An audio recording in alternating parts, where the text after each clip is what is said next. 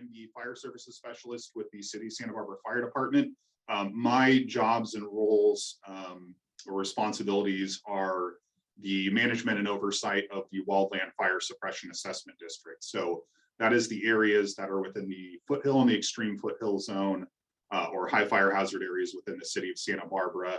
And then Michael's position is similar in that he also basically deals with fuels mitigation work, defensible space evaluations, and also his range expands outside of the assessment district into the coastal area. So my position is fairly unique. The assessment district was funded under Prop 218 in 2006. That went to a ballot initiative where homeowners inside those two high fire hazard areas voted to have additional services. So they pay a little bit extra on their homeowners tax each year. And that funds my position and then the jobs and the services. So again, that does not extend into the coastal area. Those areas are not included. They may be in the future, especially because we saw the Loma fire, obviously, was a very visible fire in the Mesa area. And we are looking at potentially including that area in the future. So I'll be showing maps here in a second. So I'll just dive right into it without getting too further. And so today we're going to be talking about defensible space, home hardening, in addition to a little bit about insurance towards the end. So hopefully we'll be able to answer any questions. If you have them, hold them till the end and we'll be able to hopefully answer anything that you ask. So this map is just showing the high fire hazard areas within the city. So again, as I mentioned, and I think I could bring up a little laser pointer here. So if you can see that on the screen, essentially this northern section, which are the foothill and the extreme foothill zones within the city, might be a little hard to see, but the purple boundary around the edge is the city limit. So on the right-hand side of the screen to the east, we have Montecito. To the west on the left-hand side of the screen, outside of this purple delineation, going up Highway 154, that's county area. You can see in the middle, there's a bit of a gap here, which is Mission Canyon. So as I'm sure many of you know, that's unincorporated areas of the county, so that's not within city jurisdiction. That goes back decades and decades for when they were establishing the incorporated city limits. And then to the south, you can see these are coastal high fire hazard areas. We have the coastal, which is basically down to Hendry's Beach along Cliff Drive, and then the coastal interior, which is pretty much everything north of Cliff and east of Las Positas Road. So those are our four main high fire hazard areas. Michael's job, he essentially can do defensible space evaluations or inspections throughout all of the high fire hazard areas. I only manage these top two northern sections. So my job is fairly detailed when it comes to as far as where I can work because my position is paid through the assessment district fund, which is again was voted on in 2006 through Prop 218. My focus is in this area, so I'm basically tied to those two high fire regions. So the main difference between those defensible space zones, they all have the same requirements as far as home hardening is concerned. They all require, and again, we're going to be going into that home hardening form, which is really the outline topic today. And what I've been getting a lot of questions from realtors about is how does that form function? How does it work? We'll get into that a little bit more, but just wanted to kind of clarify that the only difference as far as requirements between those four areas are the defensible space clearance. So in the extreme foothill zone, we require 150-foot clearance from structures. In the foothill zone, we require 100-foot from structures, and that's also county's delineation. So pretty much all of county, if it's in a designated high fire zone, has a 100-foot clearance requirement. Because we're a smaller area, there's a little bit more of a minutia involved as far as defensible space. So in the coastal and the coastal interior, we don't extend it out to 100 feet, mostly because there's not a huge amount of fire history in that area, and also the general topography, vegetation, and density of structures. Essentially, we look at a 50 to 70 foot in the coastal, and then a 30 to 50 foot in the coastal interior. So again, I'm going to go back really quick. Foothill zone, again, that's the 100 feet, just this large red area. So pretty much everything in the Riviera, going all the way down to, this is APS, Alameda Padre Sierra, that comes through here. County Bowl kind of down in this corner. That's one of the bottom properties. And then it extends all the way out to the Mission. So the Mission's kind of over in this vicinity. You're not going to get into the extreme foothill zone until you get to Parma Park. If people are aware of where Parma Park is, that's kind of the start of our extreme foothill zone. And then we also have a little bit up at the top in Upper San Roque neighborhood, Northridge, and then on Terre as well at the very top. There's that's where you get in the extreme foothill zone. So 150 feet up here, 100 feet here, and then the coastal and coastal interiors are 50 to 70 and then 30 to 50. Whether it's 30 feet or 50 to 70 feet, 30 to 50 feet, that requirement will essentially be outlined by an inspector. So if one of us comes up to the property, we'll say, in this area you have a bit of a slope, so we recommend going the full 70 feet or the full 50 feet. And I also put in the asterisk down here, as far as within any high fire hazard areas, we do have the ability to require homeowners to clear up to 300 feet. That's one of the largest requirements in the state. That being said, that would be on a case-to-case basis. We don't have maps designed, or we don't have specific areas where we require that 300 feet. That would be something that would likely come from if we had an enforcement on a property that hadn't been maintained, it was on a slope and potentially was affecting a lot of neighbors. We do have the ability to require up to 300 feet. Doesn't happen very often, but I just wanted to put that in there as it's something that's outlined in the fire code. So as realtors, how do you figure out if a property is inside of a high fire hazard area? So both the city and the county both have essentially an interactive mapping website. So you can punch in an address, you can bring up the high fire hazard areas. So that map that I was just showing you of the city, that comes directly from our maps program. So that can be accessed by any citizen. We have actually a little bit more of a advanced portal through the city, but if you go to the website that's listed at the bottom, so santabarbaraca.gov/services/maps, that will take you to the login portal where you can toggle these layers on and off. So you can see the layers that I have indicated here on the left. High fire hazard area is the one that you would want to toggle to bring up those high fire hazard areas. And then once you're in and you have those areas loaded, you can search by single address, parcel number. You won't be able to search by owner name. That's something only in the city's internal computers is available. But if you click on the by single address, you can type in the address of the property you're interested in. It will zoom to it on the layer. And in fact, I'll bring it up here in a second just to show you how it works. And then that will tell you whether the property is in high fire or not. So I think this hopefully should work. I will bring up the mapping program. So this is, zoom out here a little bit. So when you drop into the server, and can you guys see this map? I'm hoping it's showing my browser here. Basically, it'll come in, none of the layers will be toggled on. You can click on fire, and then if you click on the high fire hazard areas, it will populate. And then you can go up to your tools, search by a single address, and let's see, off the top of my head, you type in 1964 Los Canoas, and you'll see it'll populate the address, usually after you put in the number. Chris, we can't see your map. Okay, I will put up a new share, and hopefully that should be working now, I believe. Can you see the map and the cursor? Yes. Okay, perfect. And so I'll have to jump back and forth. Thank you for letting me know. So again, I'll walk it through again, since some of you might have missed that. So hopefully, so if you go to that mapping website, essentially on that link, and I'll jump back to the PowerPoint slide here with those links in a second. So if you get into the mapping software, it's going to show up. It's not going to have any layers toggled on the map. You can open up fire on the left-hand side, toggle high fire hazard areas, and then it'll show you essentially where those high fire hazard areas are in the city.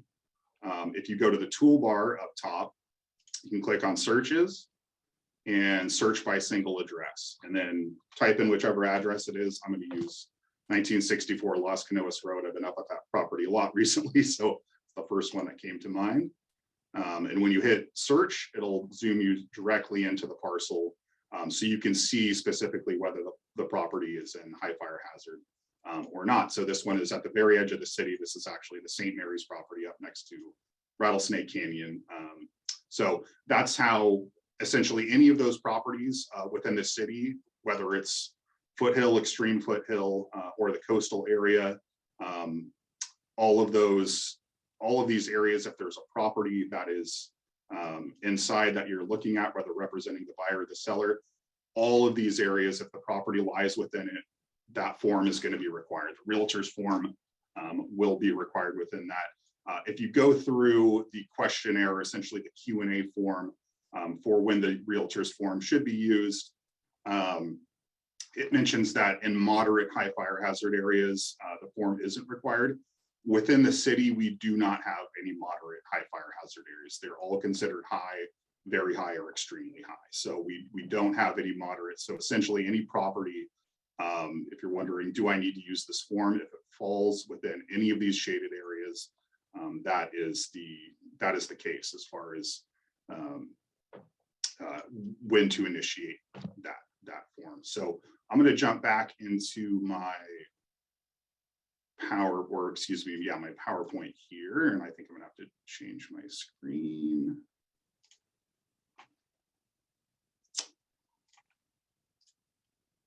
Okay, so it should be back on the PowerPoint now. Again, kind of just walk through that mapping process. Again, this is the URL at the bottom.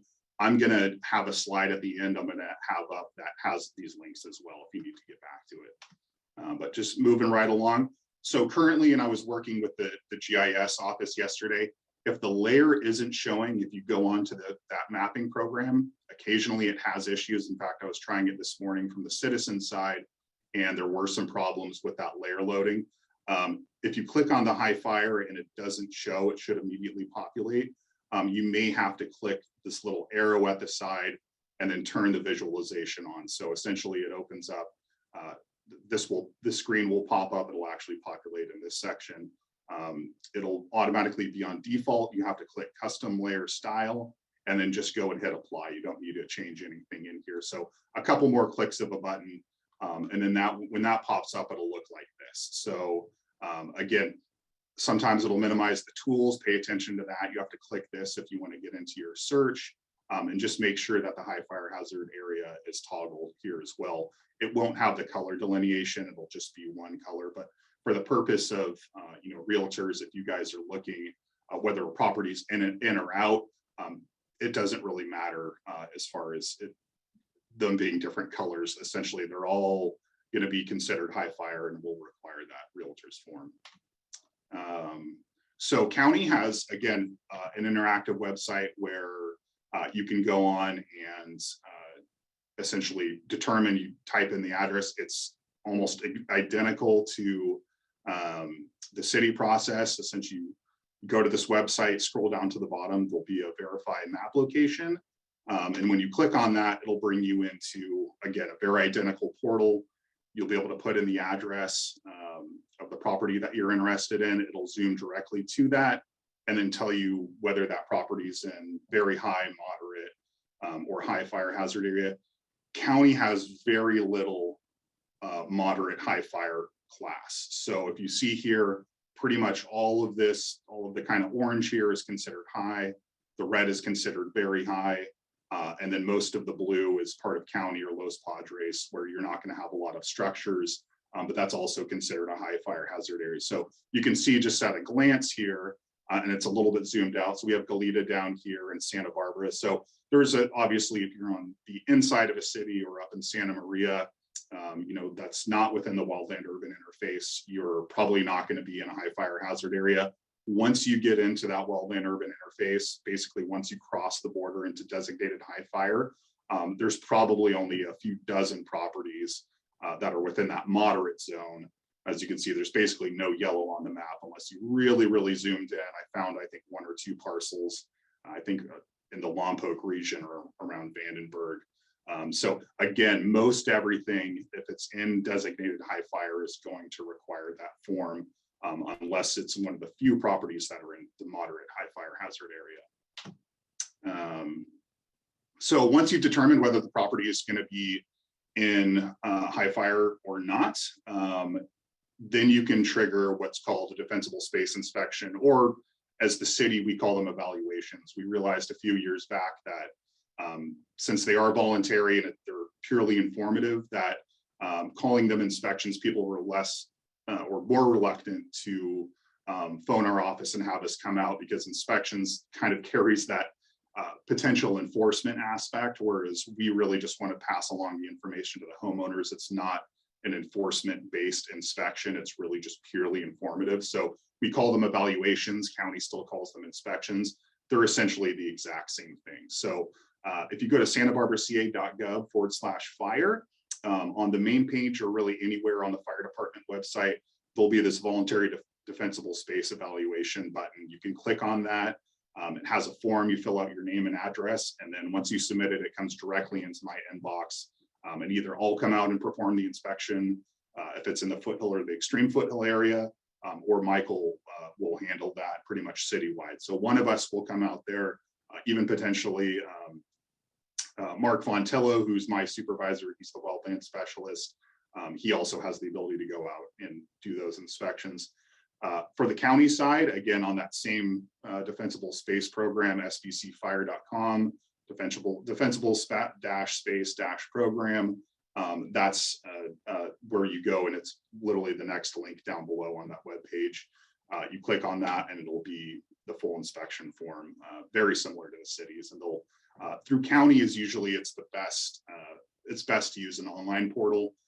Sometimes it's a little hard to get a hold of somebody in the office in county. Similarly with the city, sometimes it's a little bit trickier to get somebody on the phone. So I generally recommend people use the online form. Oh, and again, before I skip over it, so again, and this is kind of going off of direction of that question and answer sheet that the California Association of Realtors put out. What I found out, and I didn't really find this out until probably after doing a few inspection requests for the buyer. So these inspections should be triggered by the seller specifically. So if the home has not closed yet, if the home is in escrow, if it's 6 months prior to the sale of the home, these inspections should be triggered by the seller. So government agencies are generally not allowed to perform inspections for buyers as far as high fire and defensible space is concerned. After the home closes, if this is something that if the inspection hasn't been conducted prior to the sale within 6 months, after the close, the buyer is then required, or definitely should, I believe, required to get that evaluation done. We can then come out to the property, let them know what their defensible space requirements are. And then they have, I believe it's 6 months to a year to, or I believe it's a year to meet those defensible space requirements. So again, I've had buyers that have called me before that are, either in escrow or looking at a specific property. And then my reference to them is, say, get in touch with the realtor representing the seller, or get a hold of the property owner and have them initiate the inspection or evaluation.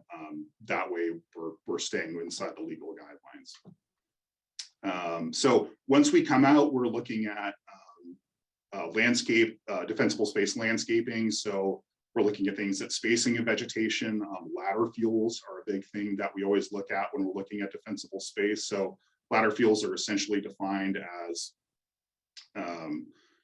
where your vegetation is essentially growing into other, your ground vegetation is growing in to your canopy. So a lot of the times I'll see hedges that are growing up into trees, brush that's essentially growing into tree canopies, things like vines on structures. Those are things we're generally looking at as defensible space. And the general definition of defensible space, because it's kind of a nebulous word, is the area around the home that's been maintained and managed in the preparation that a wildfire will be coming through the area. So it's essentially your wildfire prepared landscaping around the structure. So again, inside those different zones, so you have your foothill, the extreme foothill, coastal interior, that 100 foot, 150 foot, 50 foot 30-foot range is essentially what we're looking at. And that starts at the edge of the structure. So all the way up to the property line if it extends that far. So these are properties I've gone to where these are examples of good defensible space.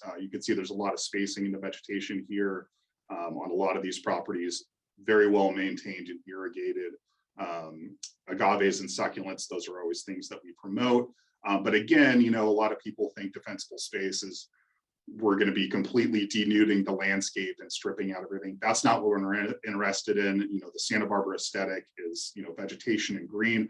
I'm not interested in turning every yard into an Arizona xeriscape. So there's a lot of back and forth when it comes to that. So this is the form that I'll bring with me, or Michael will bring with him when we come out to the property.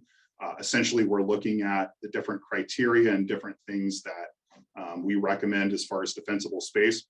The items in red are pulled directly from our municipal code. So these are the things, these items, specifically with the defensible space at the bottom. We're looking at dry grasses, making sure that the structure is up to current code requirements, and then all of the vegetation. I won't go into the sheet because I could spend an hour alone just on this sheet going over the different criteria. But this is essentially the different aspects of defensible space that we're looking at as far as wanting the homeowner. Again, this is entirely informative. This is not a sheet that we submit to homeowners or we do defensible space evaluations and then, you know, go and pull out a ticket book or write them a citation or you know, or going to force them to, let's say they have single pane windows on the house. We don't retroactively go through and require homeowners to have double pane windows, you know, or to completely redo their roof. You know, financially speaking, that's just not feasible. So, any case, so that's the form is that we fill out. We'll give a hard copy of this to the homeowner.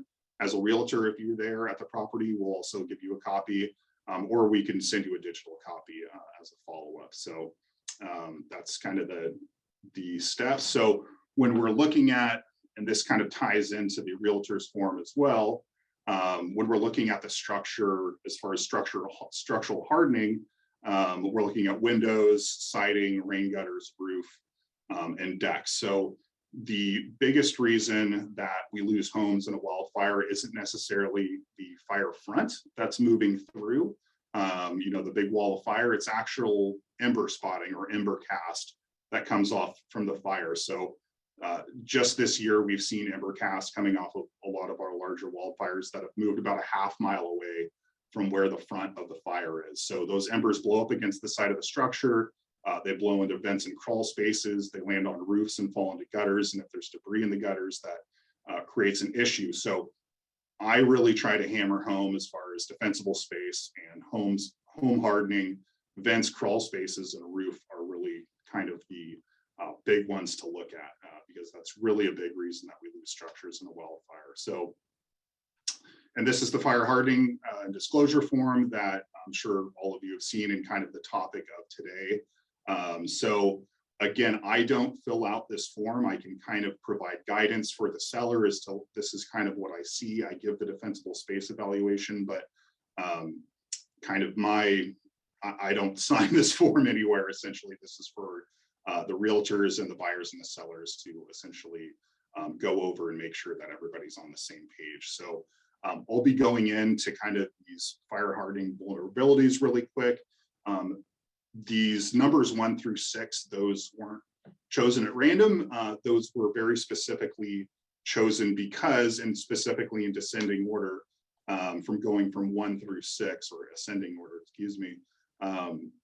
These are the #1 reasons that homes are lost in a wildfire. So that's really what the California's Association of Realtors and the state of California were focused on. What's the #1 reason we lose structures? Let's make sure that we're putting those at the top of the form. Those are the listed criteria that you really want to check in on. So, and I'll go through these kind of individually one by one. As far as the city and the county, you know, because I've got a lot of questions is, well, is it no local ordinance or no local ordinance? You know, which number is it? Number 3 up at the top of the sheet is going to be pretty much everything in county and city. So we have a local ordinance that is required to be maintained by homeowners. There is not a requirement that is met prior to the sale of the home. So that would be number 4. So there may be a point in time where, years down the line, there may be an ordinance change where we do require that to be met prior to the sale of a home. I would expect that to happen potentially sometime in the future. I think as wildfires have become more devastating in the state, we're seeing more and more property loss. The size and acreages of fires in California have really exceeded anybody's expectations. Just within the last 4 years, I believe, we've seen 8 out of the 9 largest fires in California state history have happened in the last 5 years. So 5 years ago, 300,000 acres would have been the largest fire we've ever seen in California. This year, we've had fires that have either reached or exceeded 1 million acres. So fires have been increasing on a logarithmic scale. It has not been a kind of linear growth as a lot of people anticipated. So I would expect larger high fire hazard area designations as far as the geographical area. And then also home structural and hardening requirements will probably get more, basically they're going to ratchet those up more over the coming years. So again, real quick, I just want to go through these. Again, these are the 6 criteria that are listed on that form. Again, eave soffits, eaves, roof ventilation, number 1 cause that we see structural loss because of embers getting in, roofs, landscaping, single pane, and then loose or missing bird stops, and then rain gutters. So just wanted to kind of give the visual representation of these. So this vent here on the left, probably the most common vent that I see on structures as far as vulnerabilities to wildfire. A lot of these vents, especially in older structures, only have a 1/4 inch mesh that's on there. Primarily that wasn't installed even for fire to keep embers out. That was mostly to keep the rats and the birds from getting into the attic. So when you're looking at structures, making sure that this has at least a 1/8 inch mesh covering on there. You can see over on the right, this essentially is the 1/8 inch mesh screening that should be on the interior of these vents. Also, lower soffit vents should have that type of mesh covering on there. There's a couple new types of vents that are essentially built for ember resistance. These top vents are called brand guard vents. Essentially, there's a ballast system, or essentially a series of channels that makes it very difficult for the embers to get through. And then they also have the 1/8 inch screening on the back. So these are kind of the newer style of vents that are getting installed in high fire hazard areas under new construction. These lower style are called Vulcan vents. So they actually have a honeycomb mesh that is inside the vent itself. When fire or flame or embers contacts that mesh, it expands out. So it prevents the embers from getting in the house. The only drawback, and you can't really even call it a drawback with these, is once the flame is essentially contacted the mesh and it's expanded, the vents have to be then removed and replaced because they're not going to allow airflow to get through the house anymore. Roof coverings and wood shingle shakes. Again, the old style of wood shakes, pretty much, I don't think that there's any properties within the city of Santa Barbara. County probably has a good amount still, probably not a good amount. Very few, basically you can't get wood shakes or shingles anywhere anymore. They're pretty much getting phased out. They're not very efficient and they're extremely expensive. So you don't want to see this on a property. Class A style roofing, whether it be the standard kind of the regular style shingle roofing or Spanish tile, those are considered Class A. Combustible landscaping or other materials, essentially this is the defensible space. These are kind of all examples of what you don't want. So specifically combustible landscaping or other materials within 5 feet of the home. So this is something kind of new in the state. This is one of the things that came along as of July 1 this year. Newer construction in high fire hazard areas within the state of California, you cannot have any vegetation within the first 5 feet of your structure. So you can see this is a beautiful home. It's got great landscaping. but the whole first 5 feet, you've got wood chips, you've got vegetation that's butted right up against the house. That will no longer be something that's allowed with new construction. So again, does it have good defensible space on the property? Potentially, yes. This is kind of a stock photo I took. But in any case, that's essentially something to kind of look out for. Again, when I'm doing defensible space evaluations, I'm not forcing homeowners to, pull out all this vegetation. I can make the recommendation and say, this is kind of, what the new law is in California. These are my recommendations, but we're not going to follow up. We're not going to force homeowners to pull out everything within 5 feet. That also gets into other tricky questions. There's a lot of homes that have large oaks that, maybe their trunk is within 5 feet of the structure and the canopy covers, half of the house. We're not in the business of forcing homeowners to take out 100, 200-year oaks that may be within 5 feet of a structure. What our goal is, how can that homeowner maintain and kind of keep that oak or those trees or the vegetation around their structure as well maintained as possible, and then also having it so it's not contributing to essentially leaf litter and things like that on the roof, which generally we can usually find a way to manage that. Patio furniture, this is a really common one that I see in Santa Barbara. A lot of really large properties and pieces of real estate that have dozens potentially of wicker furniture, of chairs and deck loungers, cushions. I see a lot of carpets on decks, a lot of wicker, either synthetic or actual wicker. These are things to really watch out for, especially if nobody's home and there's a wildfire, or if you're evacuated. These will all catch embers, and especially if it's on a wooden deck or if it's adjacent to a home, there's an immense amount of potential heat energy contained inside of that patio furniture. The cushions catch embers, they blow against the side of the structure. So really kind of taking stock of this type of stuff being on a property.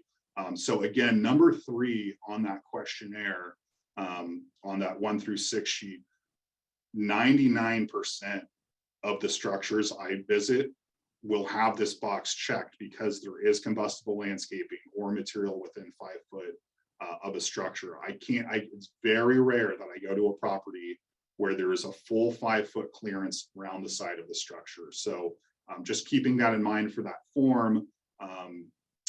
Almost every property you go to is going to have that, unless it's a brand new, if it was constructed essentially within the last year, or the homeowner has really done their due diligence and kind of scraped everything and cleared everything within 5 feet of the structure. Don't see that very often. And then obviously there's the wood piles and other stuff that I occasionally run into, which you don't want to see, and you want to get those mitigated as much as possible.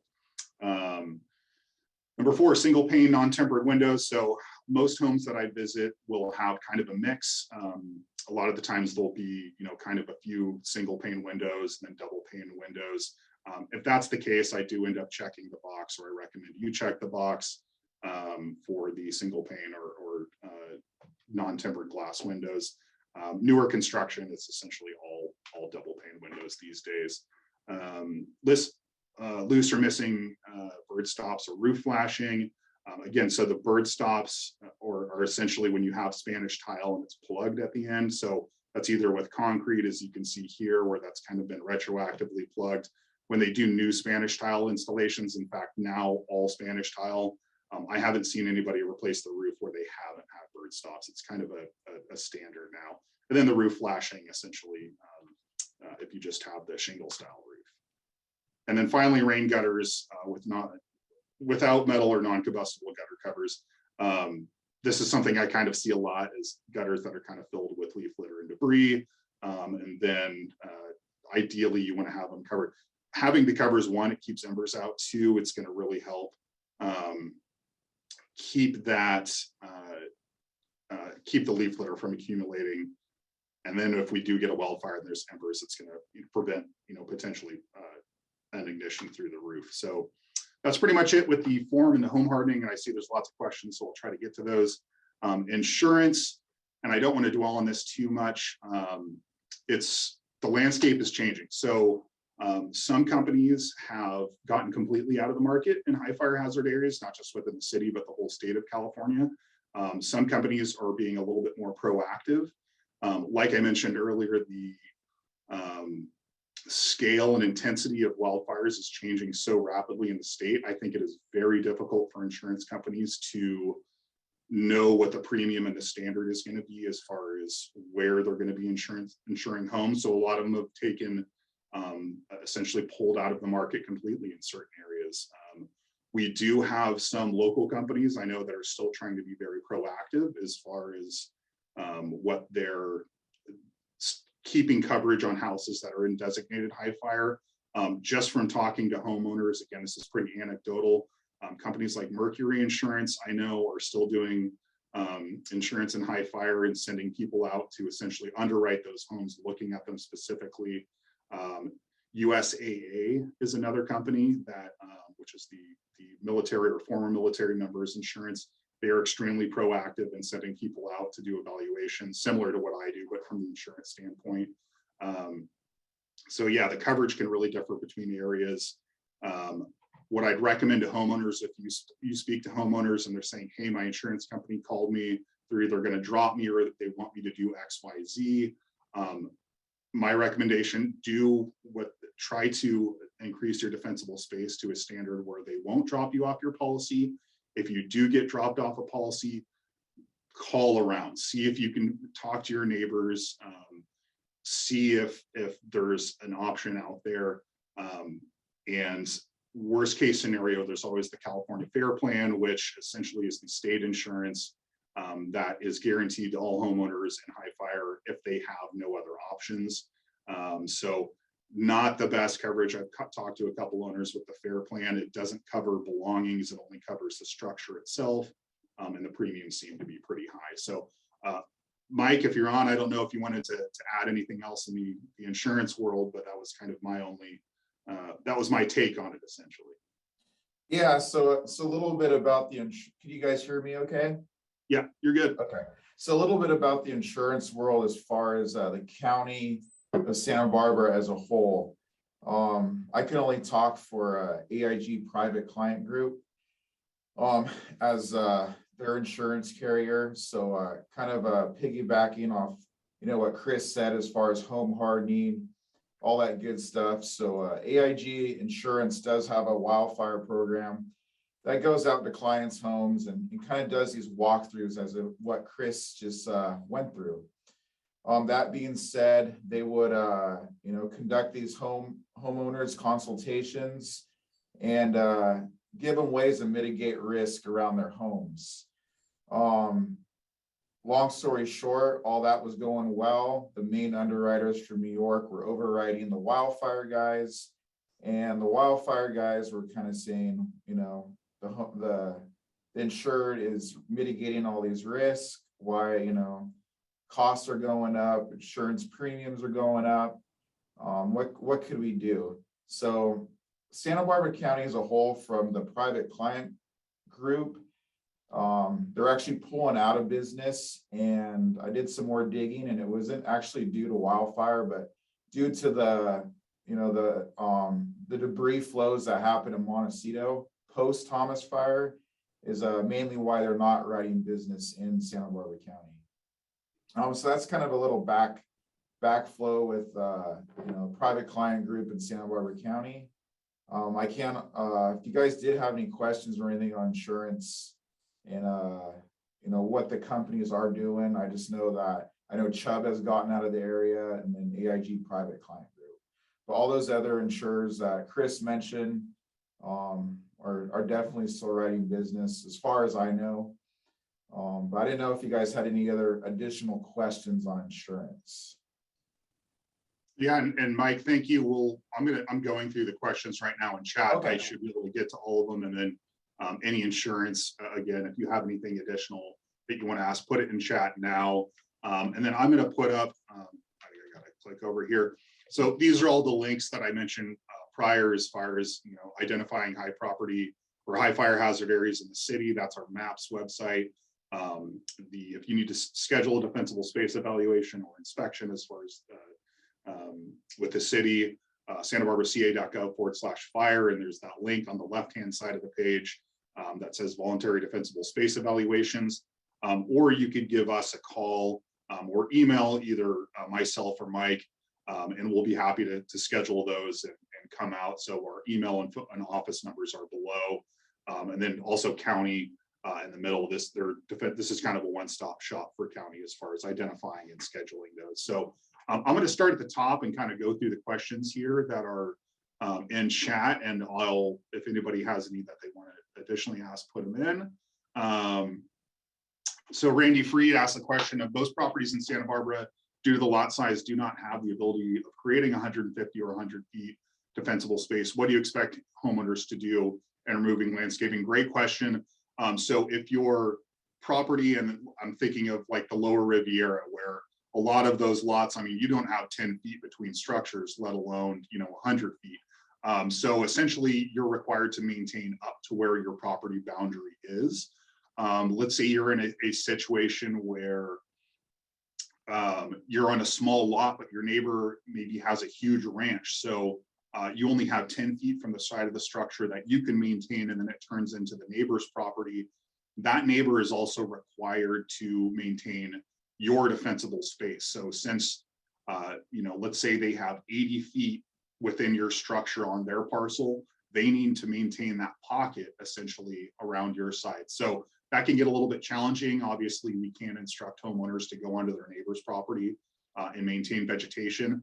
You can contact us if a homeowner is having an issue as far as their neighbor isn't maintaining their defensible space. Either Michael or Mark Vontillo, my supervisor, can potentially initiate an enforcement, essentially requiring that homeowner do the maintenance. That usually is a 30-day notification process to require the maintenance. After that, we generally have if they've been in contact with us, they need another week or two to schedule a cruise, that's fine. If they haven't maintained it within 30 days, we'll send out another 30-day final notice. And then after that point, it moves to citation and potentially the city attorney's office. So that process is rather grueling. I would say we have about a 95% compliance rate when we send out that first 30-day notice. So that's what to do in a situation where you have a small parcel. And when you place an address into determine location, does the site state that the property is in high fire, or do we have to just notice the color and make the determination? Unfortunately, from the citizen side access on that maps program, it doesn't tell you the delineation. You have to just see whether it's inside the shaded area or not. If it's unclear, if for some reason the shaded area isn't showing on the web page, our web page tends to have problems from time to time. Again, my email address or Mike's email address or phone number, I could usually get back to you within, if I'm not in the office, I'll return your call usually that same day. If you let me know what the address you're interested in, I can help you with that determination. There's 3 of us here in Wildland, less than 24-hour turnaround if you need to determine whether a property is in or out. Ruth Ann asks, what happens if you do an evaluation and find something that is seriously out of compliance and a threat to other properties? Do you do nothing? So again, that moves into potential enforcement. And a lot of the time, in fact, I would say about 50% of the evaluations I go on, the leading conversation from the homeowner is, hey, look at my neighbor's property, I have an issue with this. So again, I personally do not do enforcement through the assessment district because I'm essentially funded by property owners who want additional information and services. I do not have an enforcement component in my position. That being said, both Michael and Mark Vontillo, my supervisor, do have the ability to enforce. So a lot of the times I will go out to properties, the homeowner will have an issue, I'll take pictures of it, forward it to Michael or Mark, and then they will potentially move forward with an enforcement. Again, I like to just indicate to people that enforcements are incredibly time consuming, both from the city side and then also potentially when we have to involve the city attorney's office. I generally recommend neighbors kind of work with neighbors as much as possible, but I know very well that there are circumstances where neighbors may not be on the best terms, or there may be a homeowner that doesn't live at the house for 11 months out of the year or more, which is something that's also fairly common in Santa Barbara. So We have the ability to enforce.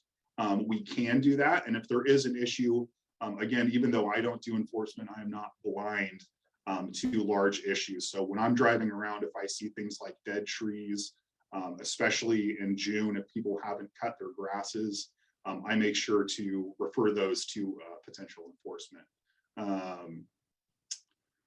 Yes, and so Stacy, thank you. Proper protocol would be for the buyer to ask their agent broker to contact the seller. Yes, and I apologize if I didn't make that clear. That is the best way to go. How frequently is an evaluation required? There's not necessarily a requirement as far as homeowner. In fact, I've been here 9 years. I can think of hundreds of properties I would love to do an evaluation on, but that homeowner hasn't initiated it. So I do not go walking into backyards or knocking on doors requiring defensible space evaluations. They are voluntary within the city. That being said, homeowners are required to maintain their defensible space year round. So their properties I will go out to twice a year, and the homeowners are very proactive. Again, as I stated, there are properties where I have not been contacted, and potentially we've sent enforcement letters to. So that's essentially, again, no requirement, but there's really no upper limit. You could have 5 a year on your property if you would like. Do you have any before and after photos? I do, Mark, and if you can email me down below just to remind me of that question, so I can get your email address, I can send you those. Unfortunately, I don't have any really prepared, and I don't want to eat too much time, but I do have some before and afters, mostly of project work, but essentially it does show of what that difference of defensible space is, what we're looking for, essentially before and after we do defensible space work. Can we get a copy?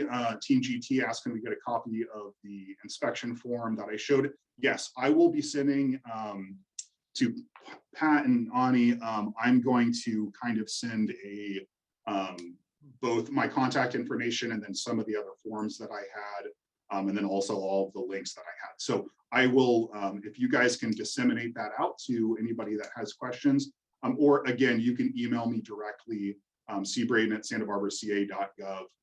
If you would like any of the forms, I want to try and get those out to anybody that would like them. Why haven't homeowners in the new coastal fire zone been mailed this information? I know people in Bel Air knows have no idea. So when the state sent out this form, I actually didn't, or our offices didn't get indication of this new home hardening disclosure form for home sales until after it already came out. So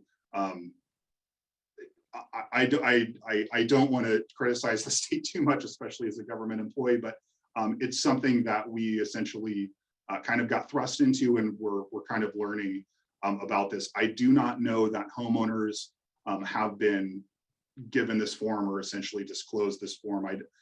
It doesn't seem like it was sent out or there was any sort of statewide notification.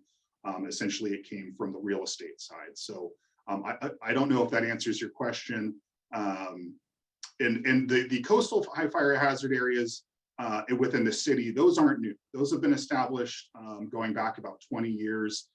They were outlined in the 2004 Santa Barbara Wildland Fire Plan, and then we also just updated that plan as of February 2021, which is called the CWPP, which is the Community Wildfire essentially preparation plan for the city. And those were also outlined as well. There was a lot of public comment. That document put about 2 years together. So coastal and coastal interior and those defensible space requirements have been in place for about 20 years inside the city. Next question. So the evaluations, inspections are voluntary. Yes, currently within the city, our evaluations or inspections are on a call-by-call basis. So we do not have the staffing or the capability to get to every single structure. We don't have a comprehensive inspection program for defensible space. It would be something I would love to be able to do. We would need a significant a lot more inspectors and also a mechanism from a legal side to be able to get onto properties without obtaining that property owner's permission. So that's sort of the hang up as far as getting inspections on a scheduled basis where we can get to every single property in the city. It has been a goal, I know, from fire marshals to chiefs to wildland specialists for years and years. There are just a lot of legal hurdles that are above my pay grade, but I would definitely be interested in a program like that in the future. Yeah, same thing. Thank you. I will get you that form. Thank you for the email address. I will send that form out. Yes, the Thomas Fire was #1 and now it is #9. And that was about 5 years ago in 2017. So that shows the increase we've had. Just going through these questions here. So, okay, so evaluation is mandatory within a year. The new owner has 1 year to comply, but the mandatory items are typically brush clearance, tree trimming. They won't be required to do major home improvements such as double pane windows, new roofs, gutter siding. Exactly. Thank you for that question. And that is exactly correct. So we do not retroactively go through and require homeowners to replace all their single pane windows and redo their entire roof within a year of buying a home. One, from a financial aspect, and everybody knows roofs and windows really add up. They're extremely costly items. From the fire department standpoint, and again, going back to that defensible space form, and let me see if I can zip back here real quick. Let's see, where are we here?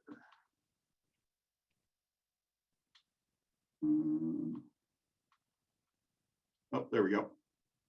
So I'll keep this form up. So again, and if you look at this form, structure has non-combustible siding. So that is something that, again, under new construction in the city, that would be a requirement.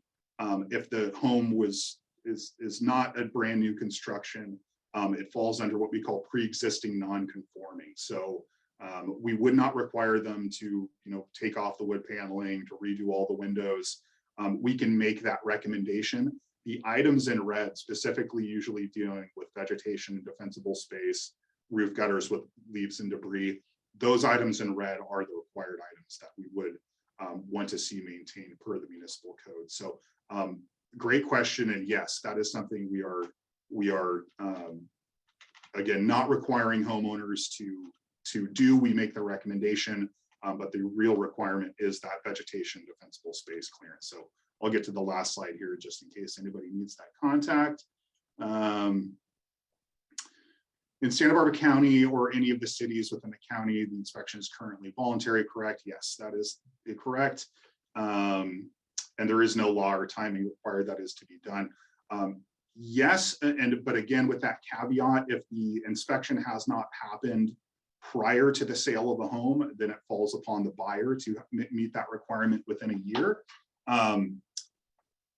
At that point, it would be pertinent and good for the buyer to call and have the inspector come out to let them know what the requirements are. I've made a few calls around the last couple of weeks to other home inspection property companies, for vents and crawl spaces, mold, a lot of the issues that homeowners are interested in determining prior to the buying or selling of a home.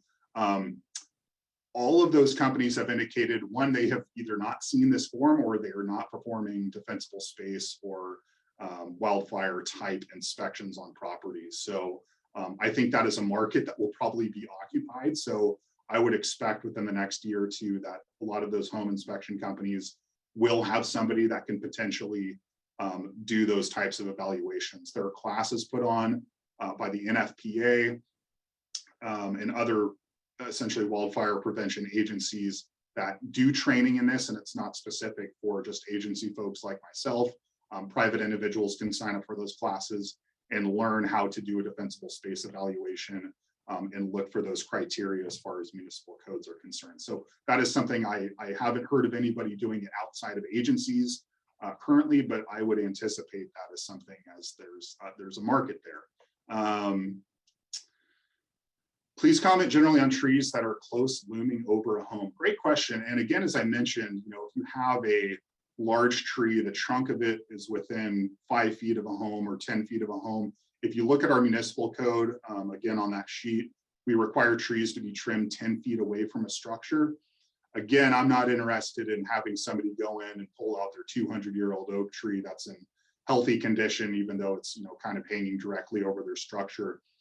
When that's the case, generally what I want homeowners to do, or what I recommend them to do, or actually in this case, what the code would require them to do, is trim those trees up as high as possible, ideally 10 feet or more above the structure. That way, if we get embers that are blowing through, they land on top of a roof. There's not vegetation laying on the roof that they're going to contact. So what you don't want is branches that are laying on top of a roof of a structure.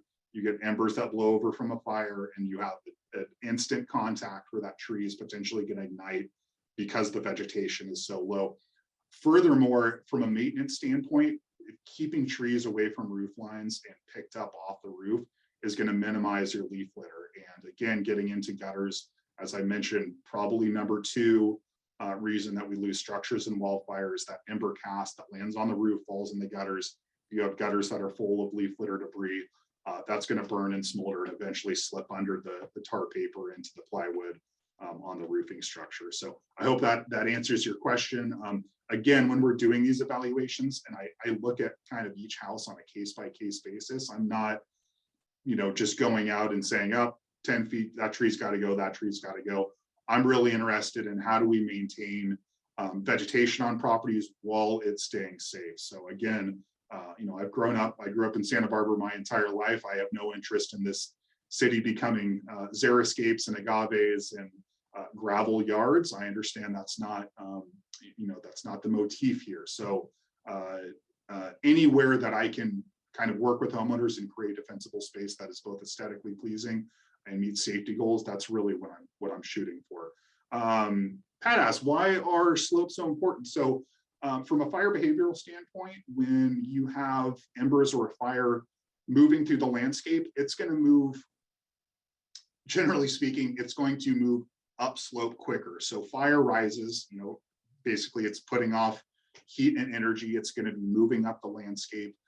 So if you have a large slope below your home, and let's say it's covered in grass and vegetation, fire is going to actively move, let's say there's no wind, it's going to move quicker upslope than it does downslope. Essentially, it's just the vertical strata that fire moves through the landscape.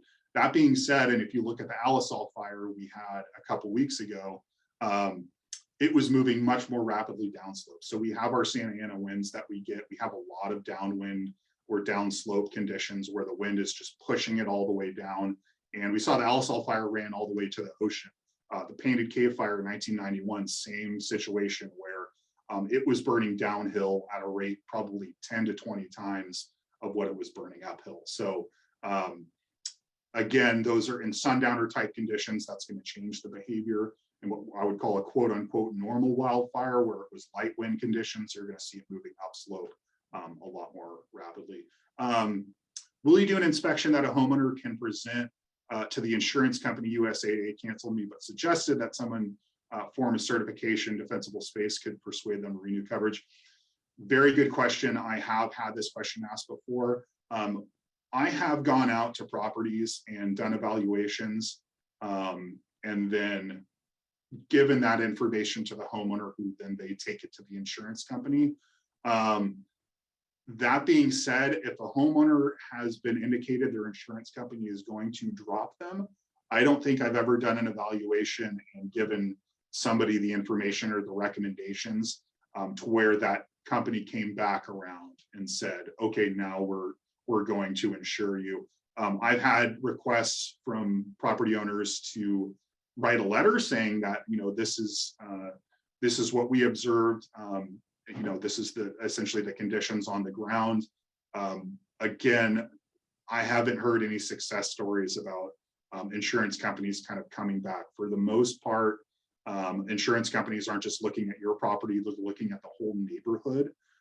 So whether you've done your clearance or not, if they make the assessment that the entire neighborhood or area is just in too high of fire designation, then they may just be out of the market in that area.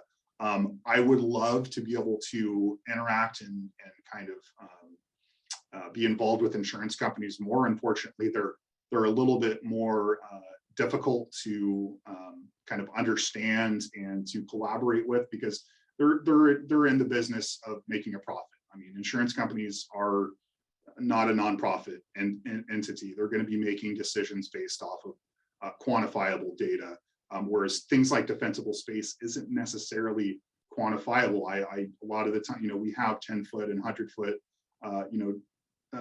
types of clearance standards, but each property is different, each neighborhood is different, and each city in and of themselves is different as far as their municipal requirements are concerned. So I'm happy to pass along whatever information I can. That being said, there is never a criteria, and I try to hammer this home all the time. There are a lot of properties out there that have done phenomenal defensible space work and still lost their structure in a wildfire, either due to the intensity or factors that they didn't consider. There's no guarantee that I can ever make on a property that it will survive a wildfire or an ember cast from a nearby wildfire, especially in Santa Ana conditions. We kind of just say all bets are off, get out of the structure, and hopefully you've done your maintenance and the structure will survive. Can you please review again the companies you think are writing in the area?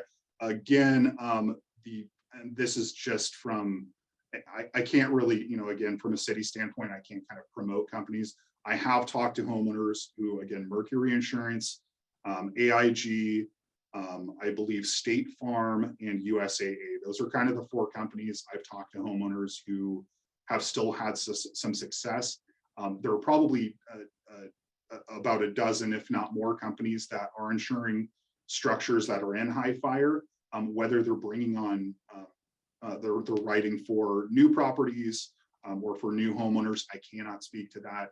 That's really something, again, talk to your insurance company, talk to your neighbors. That's one of the biggest things. If your neighbor has insurance, who are they getting insured from? What does the premium look like? Have those discussions with people in your area. Can we get a copy of this presentation? I'd be happy to. In fact, I kind of made this, hopefully my slideshow is pretty static and you don't need to hear me talking over it. I wanted to provide lots of links and kind of step through information. So again, I will be sending that off to Pat or Ani. So hopefully they can get that out to you, or again, just email me at the email address below. SBAOR has information regarding hardening defensible space advisory on our website. Perfect, great, fantastic. Thank you for that link.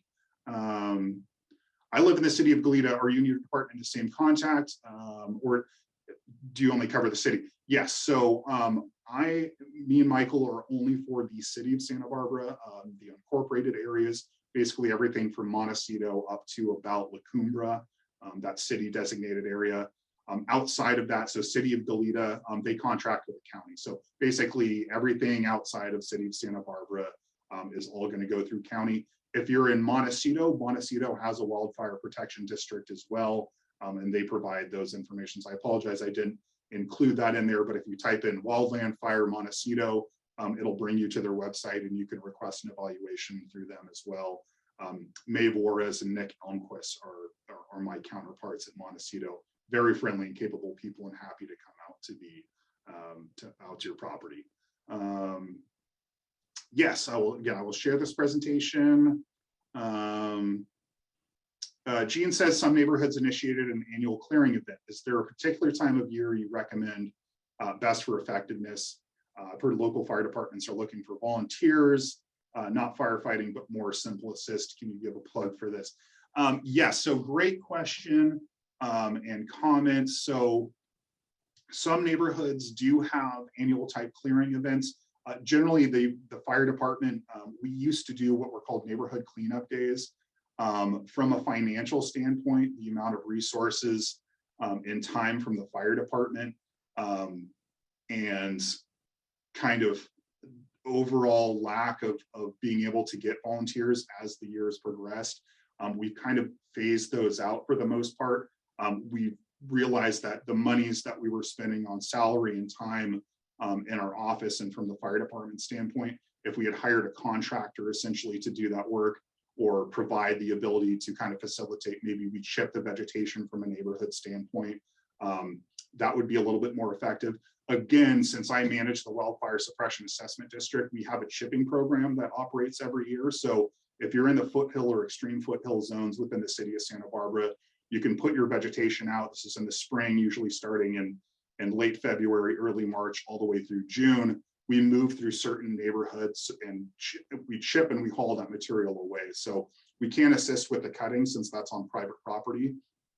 And again, that's another thing that our city attorneys kind of were a little bit more reluctant to allow our cleanup days to go on, because as a city sanctioned event, since we're working on private property, there's potential litigation issues if somebody gets injured or hurts themselves and it's a city facilitated event.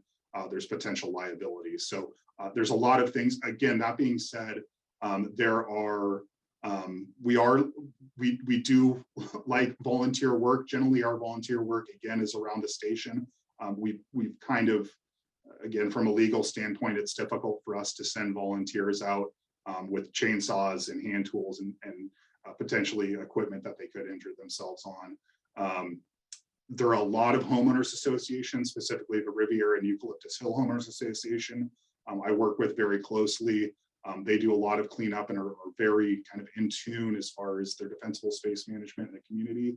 There are other smaller communities that have kind of de facto HOAs where they're opt-in, and then they also pool money together to do clearance. So those types of things I generally recommend. And again, talk to neighbors if you guys, if there is something that a community can get together and is collaborating on, give us a call, and we may not be able to assist you, financially or,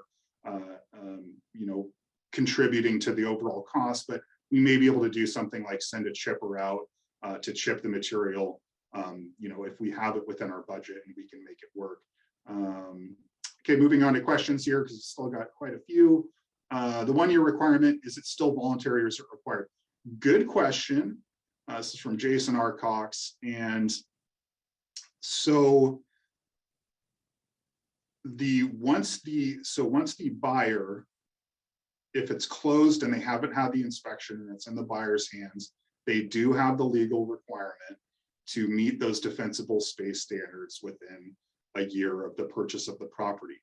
Now, if the buyers purchase the property and they don't call and initiate an inspection with us and none of us come out there, there's really no way to track that. So I think it's really important to emphasize, if the inspection, if one of us hasn't come out to the property, or if you're in county, if county hasn't come out prior to the sale, make sure the buyer knows that they do have that obligation, because unless I don't track, I don't have any way of seeing which properties have sold in Santa Barbara and when things change hands.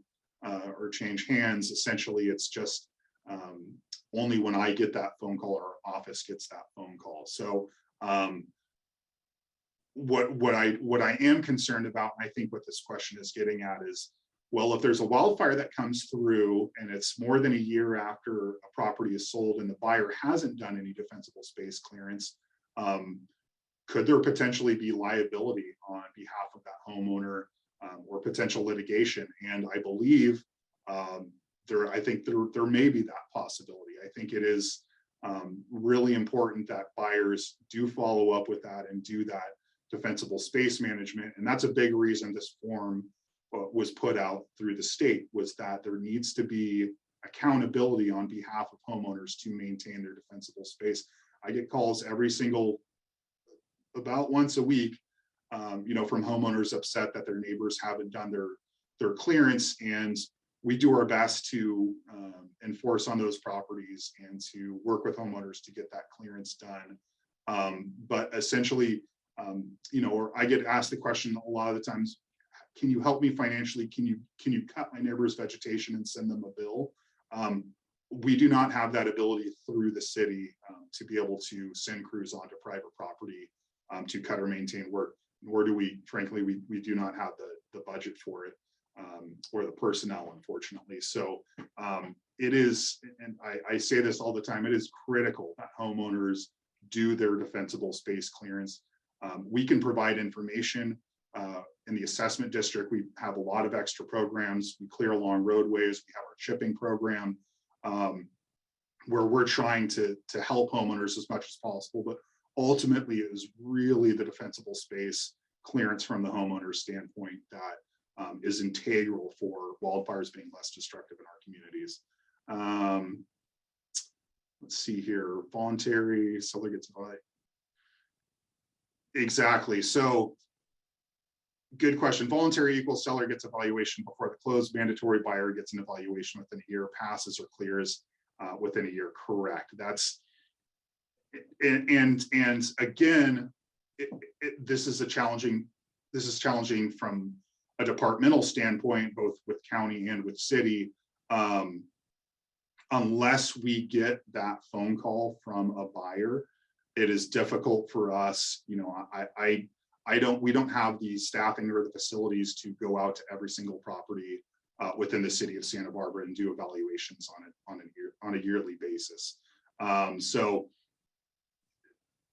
I understand the lack of clarity, because, you know, essentially there has to be a direct line of communication from the buyer to the department. Otherwise, and this is what I'm worried about, is that there's a gap where the buyer isn't initiating that. They get the property, they say, well, I'm not gonna follow up with this. And then let's say there's a destructive event that moves through the neighborhood. What would that buyer then be liable for? And that is a question I truly don't know. This form is so new, and it is kind of this evolving thing where we're still trying to wrap our heads around it. There are agencies and counties that do have required annual defensible space evaluations on properties. In fact, County of Santa Barbara has that with their engine companies. They do pretty proactively do defensible space evaluations. Now, whether they're getting out and getting into backyards, a lot of the times they can't. You know, there's a gate. They can only look at the front and say yes or no, this is meeting defensible space criteria. And they're going to have challenges, I believe, with this form as well, as far as getting involved in the sales of property. So let's see